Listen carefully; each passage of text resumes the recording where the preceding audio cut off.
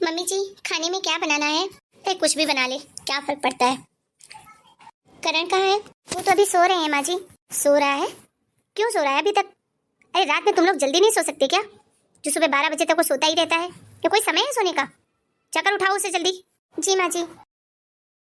घर आए नहीं कि सब काम उल्टे पुल्टे होने लग गए हैं। अरे ये लड़का जो सुबह 7 बजे के पहले उठ जाता था, 9:30 बजने के बाद ये सो ही रहा है। मम्मी, अरे बेटा तू अचानक आ बैठ। अरे बेटा, तू ना फोन लगाई ना कुछ, अचानक कैसे आना हुआ तेरा? सब ठीक तो है ना? अरे क्या बताऊं मम्मी, क्या ठीक होगा? ये मेरी तो किस्मत ही फूटी थी। ये हुआ क्या है बेटा, बताएगी? अरे शादी के बाद भी तुझे रोक रही थी, तो दूसरे दिन ही अपने मायके चली गई। रुक के भी क्या करती मम्मी? अपने भाई की शादी जो ऐसे कबाड़ घर में की है। अरे मैं ससुराल गई ना, मेरे सास ससुर मेरी जेठानी इतना हंसे मेरे ऊपर, इतना मेरा मजाक उड़ाया कि पूछो ही मत। सब यही बोल रहे थे, क्या मिला तुम्हें ससुराल में भाई के, क्या मिला तुम्हें नेग में? अब मैं क्या बताऊं मम्मी कि मुझे तो फूटी कौड़ी भी नहीं मिली। अरे अपने जैसा घर ढूंढते ना मम्मी, हमारे घर में किस चीज की कमी है जो इतने गरीब घर में भाई का रिश्ता कर दिया?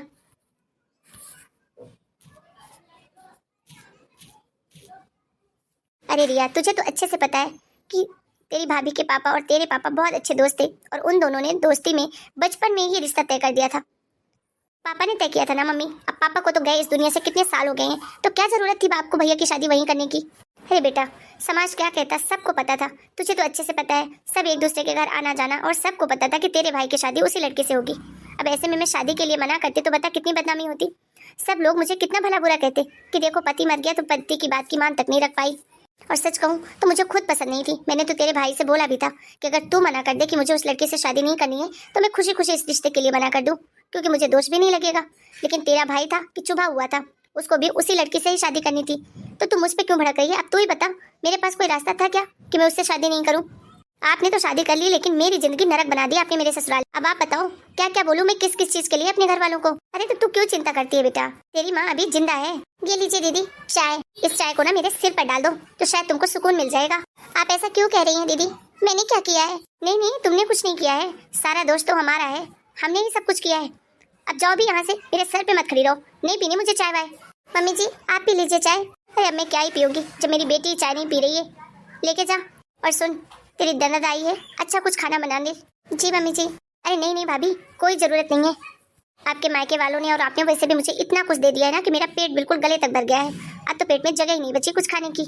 तू जा ना बहू, जा अंदर खाना बना। वाह मम्मी, आते ही बहू से इतना प्यार। अरे उसके खिलाफ दो शब्द क्या बोल दिया, बहू को तो अंदर ही भेजने लग गई हो आप। और यहाँ बेटी के ससुराल वाले जो ताने दे देकर उसका जीना हराम किए हैं, उसकी कोई चिंता ही नहीं है आपको। अरे मैंने बोला ना तुझे, मैं हूँ, क्या चाहिए तुझे बता। अरे क्या चाहिए क्या मम्मी? आज के जमाने में नहीं देखते हो क्या कि नंदों को नंदोई को क्या क्या मिलता है? अरे यहाँ तो एक अंगूठी तक नहीं मिली। अरे तू शांत रह, तेरे लिए एक सोने की चैन और दामाद जी के लिए एक सोने की अंगूठी जब तू जाएगी तो मुझसे लेके जाना। और हाँ, कुछ पैसे भी दे दूंगी तो तेरे सभी ससुराल वालों के लिए कपड़े ले लेना। बस यही चाहिए ना? इतने के लिए ही वो तुझे सुना रहे हैं ना, तो बोल देना मेरे भाई के मायके से ही आया है। वो तो भाभी बताना भूल गई थी, समझी? वाह वाह मम्मी, क्या सास मिली हो आप। अरे अपनी बहू को बोलने के बजाय कि अपने मायके वालों से कहे, उल्टा आप खुद अपने ही पैसों से दे रही हो। अरे बेटा, तेरी एक ही भाभी है और एक ही भाई है। आज जो मेरा है कल उनका है, मैं दूं या वो दे, बात तो एक ही है ना। तो क्यों अपना जी जलाती है? खुशी खुशी आई है तो खुशी खुशी रहना अपनी भाभी के साथ, उसका भी मन लगा रहेगा। अरे एक तो बेचारी अपना घर परिवार छोड़कर आई है, माना कि गरीब घर की है, लेकिन माँ बाप से प्यार तो गरीब भी करते हैं ना। देख बेटा, पसंद तो मुझे भी नहीं थी तेरी भाभी, लेकिन अब जैसी भी है इस घर की बहू है और तेरी भाभी है, वो भी इकलौती। और इसीलिए मैं तुझे कह रही हूँ कि अपनी भाभी से अच्छे से बात किया कर। बहू तुम अंदर जाओ। अरे तू पागल वगल हो गई है क्या? है गुस्से में कुछ भी बोलती रहती है। अरे तुझे नहीं पता क्या तेरे भाई का नेचर, और वो इससे कितना प्यार करता है? अगर उसने धोखे से सुन लिया ना तो सोच क्या होगा इस घर में। देख बेटा, एक बात तू ध्यान से समझ ले कि अपनी इज्जत अपने हाथ में होती है। अब तेरा भाई वो पहले वाला छोटा सा भाई नहीं रह गया है, अब उसकी शादी हो गई है और उसको जो भी गलत लगेगा वो जरूर बोलेगा। और पहली बात, जैसे तेरी जिम्मेदारी दामाद जी की है खुश रखने की, वैसे ही तेरी भाभी की जिम्मेदारी तेरे भाई की है खुश रहने की। हाँ हाँ मम्मी, और चढ़ा लो सिर पे, भाई तो पहले ही चढ़ा हुआ था, भाभी को भी चढ़ा लो। अरे मेरी तो इस घर में कोई औकात ही नहीं है, और ना ही कोई इज्जत और ना ही कोई हक। सही कहते हैं लोग, शादी कर दी बेटी की, उसके बाद बेटी से हर रिश्ता नाता खत्म, बस नाम की बेटी रह जाती है। ऐसी बात नहीं है बेटा, तू गलत समझ रही है। मैं तो तेरे भले के लिए कह रही हूँ। देख तेरे पापा तो पहले ही इस दुनिया में नहीं है, और तेरी माँ भी बूढ़ी हो चुकी है और कितने दिन की मेहमान है। अरे अगर तू ऐसे व्यवहार रखेगी अपने भाई भाभी से, तो कल को अगर मुझे कुछ हो गया तो तुझे इस घर में कौन बुलाएगा? कौन तुझे मान सम्मान देगा? कौन तुझे लाड प्यार करेगा? तू ही बता। अब तेरी माँ तो हमेशा जिंदा नहीं रहने वाली ना, और अगर तू अपने भाई भाभी से रिश्ते बिगाड़ लेगी तो तेरा मायका ही खत्म हो जाएगा बेटा। अरे आपने तो अपने जीते जी ही मायका खत्म कर दिया। कौन सा मुझे कोई पूछता है किसी चीज के लिए। देख बेटा, ये दुनिया की हकीकत है कि शादी के बाद लड़कियां पराई ही हो जाती हैं। तेरी फर्स्ट प्रायोरिटी, तेरी फर्स्ट जिम्मेदारी तेरे ससुराल की है और तेरे ससुराल वालों का हक सबसे पहले है। ये तेरे मायका है बेटा, जब तेरी मर्जी हो, जब तुझे टाइम लगे, आ 4-6 दिन 10 दिन रह, खुशी खुशी रह, अपनी भाभी भैया के साथ अच्छे रिश्ते बनाकर रख और उन्हीं खुशियों को समेट कर अपने ससुराल लेकर जा। अरे इतना कुड़ कुड़ कर जिएगी, इतना नफरत पालेगी तो कैसे चलेगा।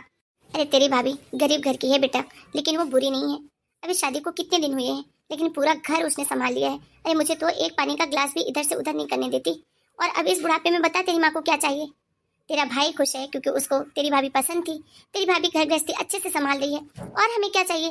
वो दोनों अपनी गृहस्थी में खुश है, मैं इस बुढ़ापे का सुख ले रही हूँ और तू अपने भाई भाभी से अच्छे रिश्ते बना और अपने ससुराल में खुश रह। क्यों इतना चिक चिक कर रही है। ठीक है मम्मी, नहीं बोलूंगी आज के बाद कभी भी, न भैया को न भाभी को। लेकिन याद रखना, जब मैं जाऊँ ना तो अंगूठी और चैन देना मत भूल जाना, वरना मैं बड़े ताव में आई थी अपने ससुराल से कहकर कि मैं लेने ही जा रही हूँ मेरा नेक। और अगर लेकर नहीं गई ना तो मेरी सास और मेरी जेठानी बहुत मजाक उड़ाएंगे सबके सामने। अरे हाँ बेटा, तेरी माँ भी इतनी सक्षम है कि अपनी बेटी को इतना तो दे ही सकती है। प्रणाम दीदी। खुश रहे। और कहाँ से आ रहा है इतनी समय। काम से गया था दीदी। क्यों, तेरे ऑफिस के जल्दी छुट्टी हो गई क्या। हाँ दीदी, आज ऑफिस में जरा काम कम था इसलिए जल्दी आ गया। काम कम था या ऑफिस में काम में मन ही नहीं लग रहा था तेरा। अरे तू क्या बोल रही है, चुप रहना। अच्छा दीदी, मैं फ्रेश होकर आता हूँ, आप बैठिए तब तक माँ के साथ। सिया, सिया इधर आना तो। थोड़ी देर से आती हूँ जी, किचन का काम निपटा लूँ। अरे यार, काम बाद में कर लेना, पहले इधर आओ, मुझे तुमसे इम्पोर्टेंट बात करनी है। आई। क्या हुआ जी। प्रिया, क्या तुम उदास हो। नहीं जी, आपसे किसने कहा। मुझसे झूठ बोलने की कोई जरूरत नहीं है रिया। माना कि तुम इस घर में भी नई नई आई हो, तुम्हें थोड़ा टाइम लगेगा एडजस्ट होने में। और हाँ, दीदी की तरफ से मैं तुमसे माफी मांगता हूँ। मुझे पता है दीदी जब भी बोलती है कड़वी बात ही बोलती है, लेकिन वो जैसी भी है तो मेरी बड़ी बहन ना। प्लीज तुम उनकी बातों का बुरा मत मानना। और हाँ, इस कमरे में और जब तुम मेरे साथ रहोगी हमेशा तुम्हें सुकून ही मिलेगा। मुझ पर और इस घर पर अब सिर्फ तुम्हारा हक है।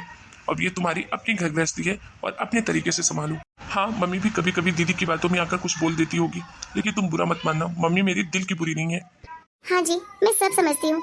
आप क्यों इतना परेशान हो रहे हैं, मुझे किसी तरीके की कोई प्रॉब्लम नहीं है, मैं सब संभाल लूंगी। मेरी जिम्मेदारी है तुम्हारे सुख दुख का ख्याल रखना, और अगर तुम्हें कभी भी किसी भी चीज से कोई तकलीफ हो तो प्लीज मुझसे जरूर शेयर करना। अरे जी, आप क्यों इतना परेशान हो रहे हैं। मैंने कहा ना, मुझे कोई परेशानी नहीं है। और हाँ, मैं सब संभाल लूंगी। ये मेरा अपना घर है और मेरा अपना परिवार है, और अपनों की बातों का क्या बुरा मानना। आप खामखा परेशान हो रहे हैं।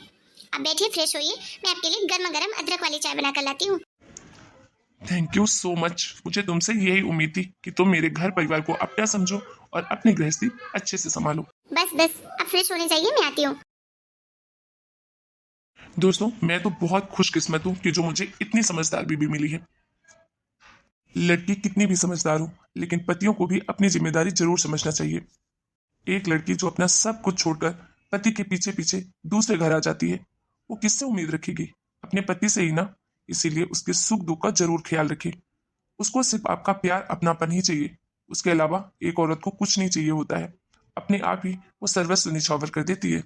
उम्मीद करता हूँ आप लोगों को हमारी आज की कहानी अच्छी लगी होगी। पसंद आई हो तो वीडियो को लाइक करें, शेयर करें और चैनल को सब्सक्राइब करना ना भूलें। फिर मिलेंगे, तब तक के लिए आप सबको राम राम।